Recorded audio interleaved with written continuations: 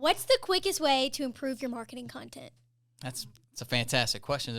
Obviously, content is a huge deal right now. And a lot of times when we're talking to clients and they're looking at their marketing, a lot of times they always want to focus on features. And I try to use analogies to kind of put together everything that I do, because I think it's a lot easier for people to relate to it, because a lot of times when you're in the business, you don't really think about it. Yeah. You're like, oh yeah, well, we have this, and this. But I guess one of the best ways is we take a little page out of the doctor's playbook.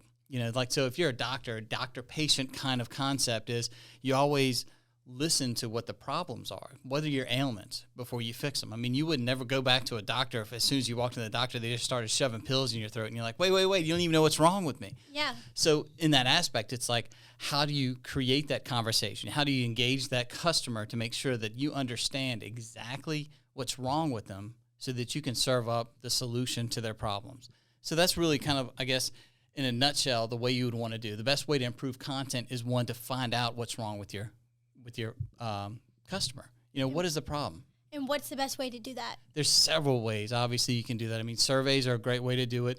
Just even posting content with asking questions to try to get that kind of feedback. Those little things, really will allow you to engage. And again, marketing 101 is creating a conversation based off of a problem that you have a solution to.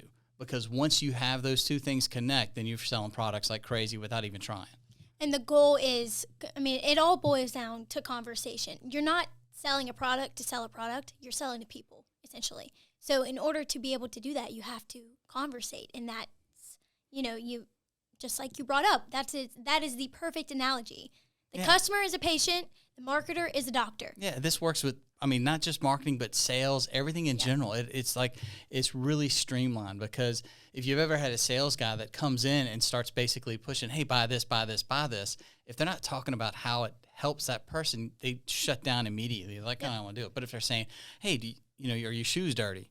Well, this product cleans your shoes. Let's go ahead and fix them up. So that's kind of, it's part of the whole marketing and sales process, is trying to find a way to do that. And the more that you can get personalized with it, understand who your audience is, and try to communicate with them to pull that information from them. That's why surveys, we always kind of push surveys, data, all that kind of stuff is truly, it's like very important in the foundation of your marketing, because the more you know, the more detailed you can get. So if you're trying to create better content, always try to put yourself in your customer's shoes. Look at what problems you're solving with the products you have and start talking to them about those problems, because that's going to create the conversation and hence going to sell your product or service a lot quicker. Right. I feel like where people go wrong, they think that they are the customer sometimes, but like you can't be the only person that likes your product or enjoys the content that you're reading. You got to put yourself in the customer's shoes or your audience's shoes. So guys, this is something that you can fix